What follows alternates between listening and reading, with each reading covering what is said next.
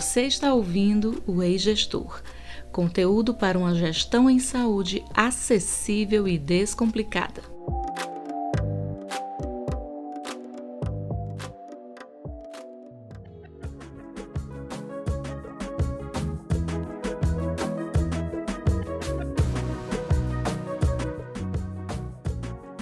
Eu sou Cláudia Araripe e esse é o podcast que vai descomplicar o assunto gestão em saúde. Olá, eu sou Adman Câmara e toda semana iremos conversar sobre temas relevantes em saúde, liderança e dilemas do gestor. E o assunto de hoje é Lean Healthcare.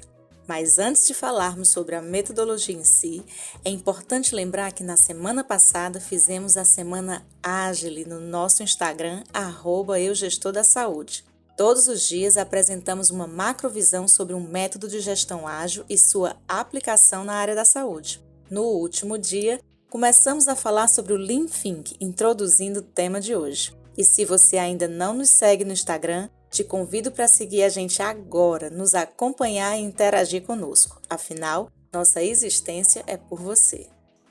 Isso aí, Cláudia, e vale a pena resgatar os conceitos que já foram apresentados no nosso Instagram sobre o Lean Thinking. Esse termo, gente, surgiu no Japão após a Segunda Guerra Mundial, quando a montadora de veículos Toyota precisou desenvolver um método de trabalho que pudesse ajudar no incremento da sua produtividade, mesmo com a enorme falta de recursos. É o que hoje conhecemos como Lean Manufacturing, ou manufatura enxuta.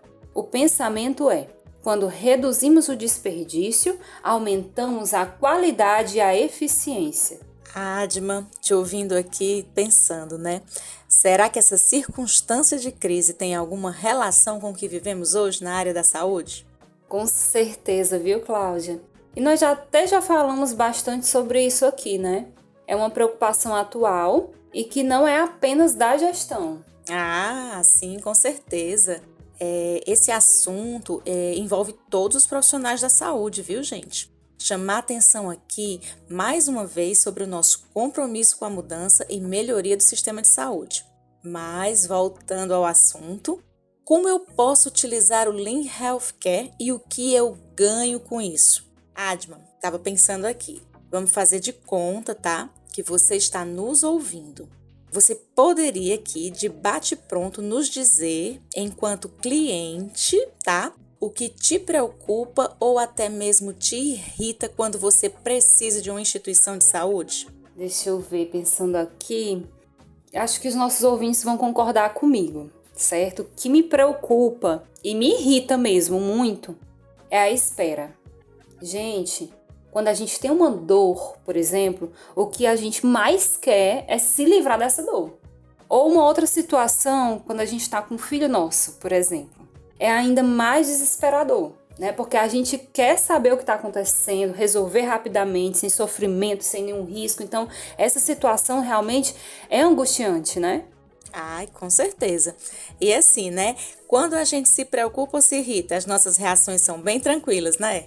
Não mesmo. Não são tranquilas e às vezes também não são compreendidas, né? Vamos lá. Continuando aqui com o nosso faz de conta. E se agora você não é mais cliente, tá, Adma? Agora você é profissional da saúde. O que é que te preocupa ou te irrita em um plantão? Nossa, existem algumas situações que me preocupam, né, em um plantão. Mas o que me irrita, né, é quando assim, as coisas não estão andando bem, sabe? Quando eu não consigo fazer meu trabalho da forma que eu gostaria de fazer, né? Quando os colegas não colaboram, também quando há existência de conflitos entre a equipe ou entre a equipe e o paciente, aí isso torna o plantão conturbado, é muito ruim trabalhar, né, dessa forma. Show, Adma, obrigada, tá? Agora sim, gente, o desafio é para vocês, tá? Vamos pegar aqui essas duas falas da Adma, tá? E vamos juntá-las, tá? Pegar a fala do paciente e a fala do profissional. O que vocês acham que dá quando a gente junta essas duas coisas? Vocês percebem que quando os fluxos não funcionam, por qualquer motivo que seja, irrita ou preocupa a todos os envolvidos? E quando falamos do profissional, é importante falar que tem que preocupar mesmo, tá? Pois aquele que não se incomoda com a existência de algo que leve à ineficiência daquilo que você é pago para fazer, precisa rever os seus conceitos e até, quem sabe, a sua carreira. Enfim, mas quando a gente implementa algo que torne nossos fluxos mais fluidos, reduz a perda de tempo, das esperas desnecessárias, acaba que todo mundo ganha. Ganha o paciente, ganha o profissional, ganha toda a equipe em si, a instituição e até mesmo a comunidade. E isso é bom, né? Ora, isso é excelente. E isso é possível. Claro que quando temos mais gente que acredita, né, o esforço é menor e os resultados eles vêm bem mais rápido. Com certeza. Mas como tudo na vida, gente, para a gente resolver, a gente precisa primeiro enxergar que existe um problema. E você que está nos ouvindo, consegue identificar o desperdício na sua instituição? Nós vamos te falar aqui os 7 desperdícios clássicos no hospital. Vamos lá? Vamos sim, já estamos imaginando alguns desperdícios. E o primeiro deles é a falta de qualidade. Esse desperdício tem relação com os erros, com as infecções e qualquer outra circunstância que traga prejuízo ao paciente tem relação direta com a segurança. Adma, é bacana a gente começar falando sobre esse princípio porque ele traz o conceito de desperdício.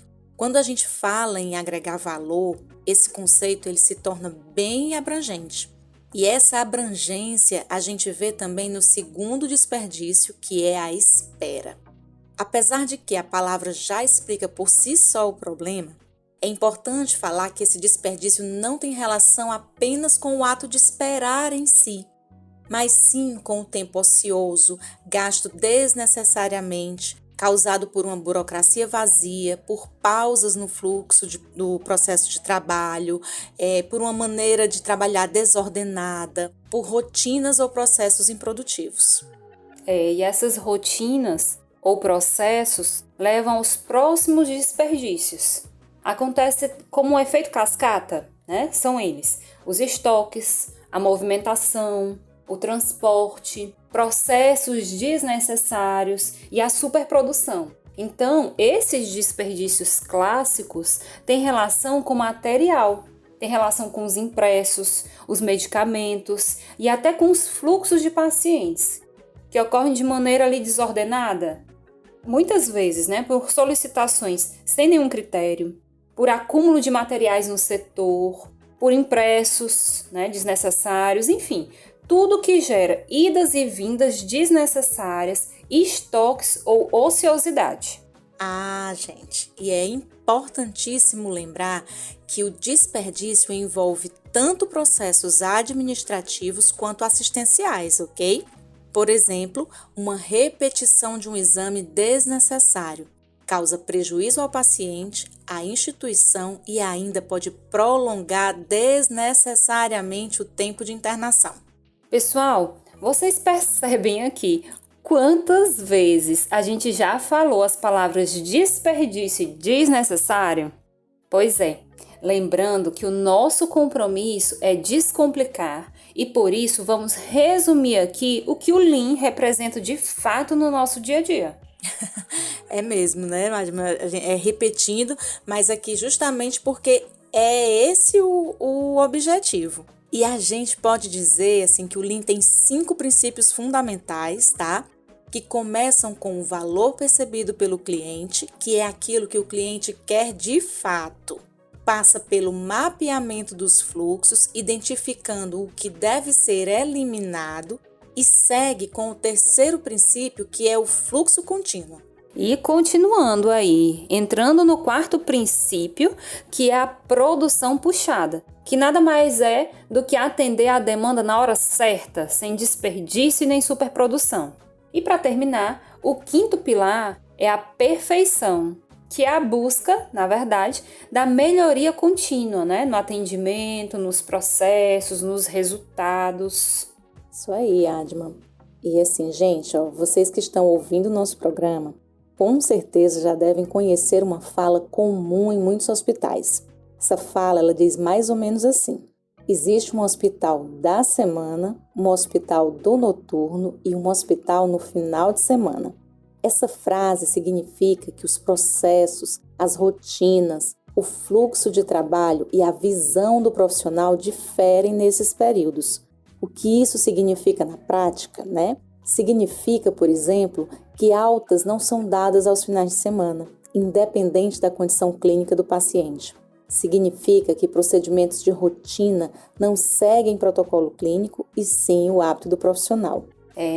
E numa visão Lean, né, Cláudia, podemos dizer que perdemos o time das decisões clínicas, que reduzimos a eficiência e acabamos sendo responsáveis pelo caos lá na segunda-feira. Na visão Lean, essa quebra da continuidade em relação às rotinas é também um desperdício. E por isso, né, que a gente pode até falar que o Lean é uma filosofia, pois ele vai repercutir na zona de conforto e na mudança de cultura. Parece até paradoxo, né, gente? Assim, falar que a gente não gosta de alguma coisa e ao mesmo tempo que a gente está em uma zona de conforto com ela. Só que a questão aqui não é e jamais será procurar culpados, e sim fazer a gente refletir e tomar decisões mais conscientes que vão culminar com uma mudança na forma de treinar, acompanhar e gerenciar o nosso dia a dia. Podemos pensar, né, nesse pensamento agregado à gestão de leitos, agregado à gestão do centro cirúrgico, à central de material, emergência, laboratório, SAMI, a farmácia e até mesmo, no caso das instituições públicas, a licitação. Então, tanto o resultado pode melhorar e sem precisar de grandes custos, aliás, pelo contrário. Gente, reduzindo em 24 horas o tempo de internação com o plano de alta, podemos ganhar muitos leitos sem precisar construir uma só enfermaria. E a gente está falando aqui da alta segura, viu? Aquela alta planejada e gerenciada. Enfim, o que tudo isso quer dizer é que todos temos responsabilidade pelos resultados da nossa instituição. Sim, é uma corresponsabilidade. E temos aqui uma novidade para você. Nossa Semana Ágil deu tão certo que resolvemos criar um conteúdo especial sobre o Lean Healthcare para essa semana. Se você já segue nosso Instagram, já deve ter visto 2 publicações e se não viu, corre lá e interage conosco. Até sexta-feira estaremos colocando dicas de utilização do Lean nas organizações de saúde, então fica ligado. Gente, e se você gostou do assunto de hoje, fica ligado que na próxima quarta é dia de episódio especial. Teremos uma conversa super bacana e direta ao ponto com o médico e consultor Dr. Abner Araújo. Ele vai nos falar sobre sua experiência na implantação da filosofia Lean nos hospitais e o que mudou com isso. Já coloca na agenda porque está imperdível. E para você, gestor, que está acompanhando o nosso programa, continua ligado que daqui a pouquinho começa a prova do líder. E logo após tem Dilemas da Gestão, 2 quadros super bacanas feitos especialmente para você. É só o tempo do comercial. A gente volta já.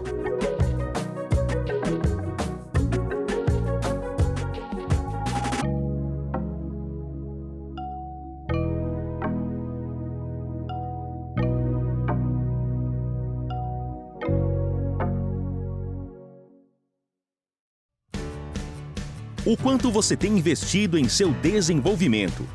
Desenvolver as competências certas é fundamental. A Unifametro ampliou seu portfólio de cursos de curta duração e MBAs com conteúdo especialmente formulado para líderes da saúde. Se você quer esse líder, entre em contato. Acesse unifametro.edu.br ou visite o nosso perfil no Instagram, @eugestordasaúde. Inscrições abertas para o MBA em Gestão em Saúde e MBA em Gestão da Qualidade e Segurança do Paciente. Esse lugar é seu. Aproveite! Você sabia que aprendemos 70% mais quando debatemos sobre um assunto?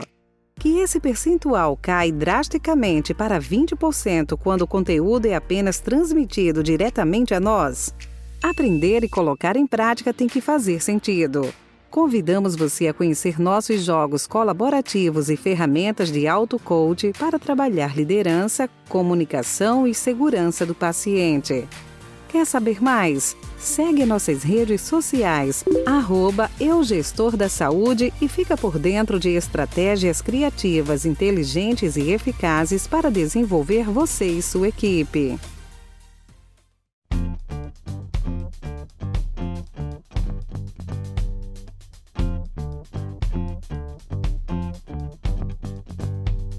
Chegou o momento, a prova do líder. Às vezes, a liderança é quase uma prova de resistência, mas você não está sozinho. Tá pronto para ouvir nossas dicas, reflexões e partilhas? Prova do líder de hoje é sobre liderança Lean.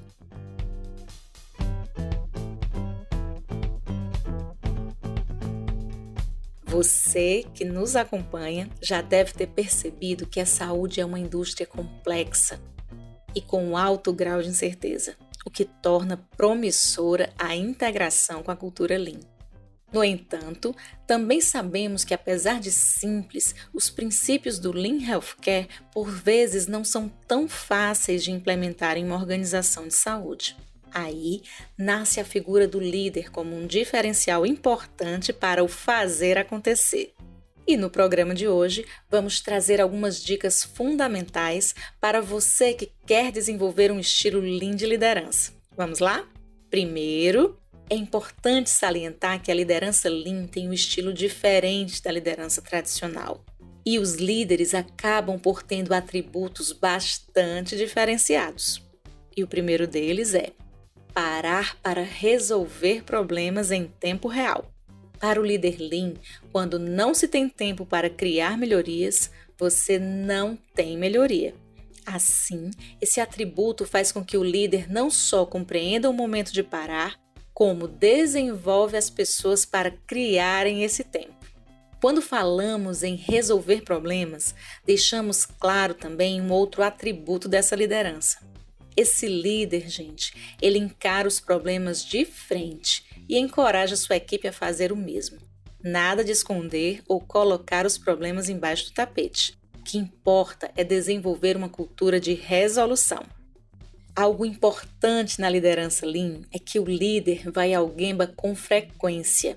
Para ele, essa ida é algo rotineiro e não especial. Nesta ocasião, o líder aprende e apoia. Enxergar as coisas como elas acontecem de fato, além de ser mais resolutivo, leva ao engajamento das pessoas pela credibilidade.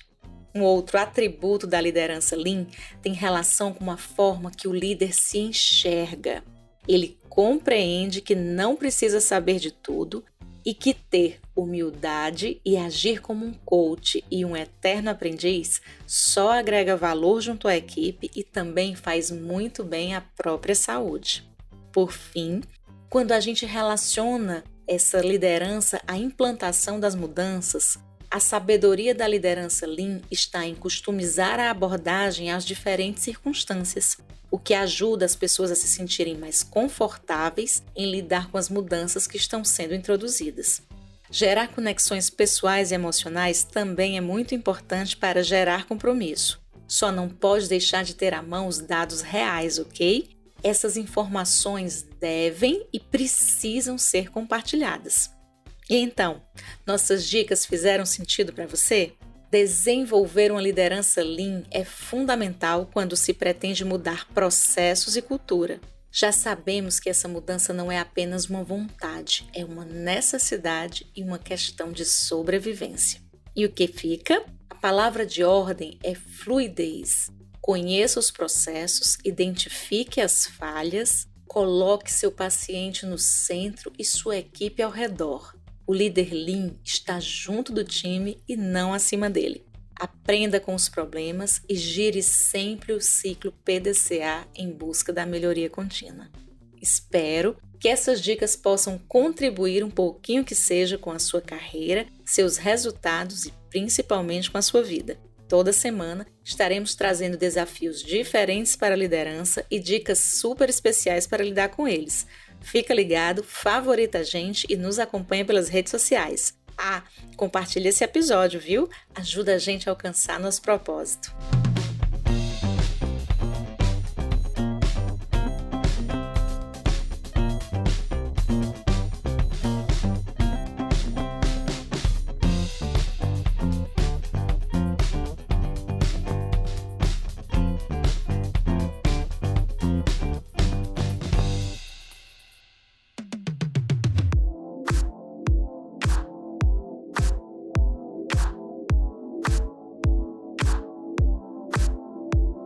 E agora, o tão esperado quadro Dilemas da Gestão.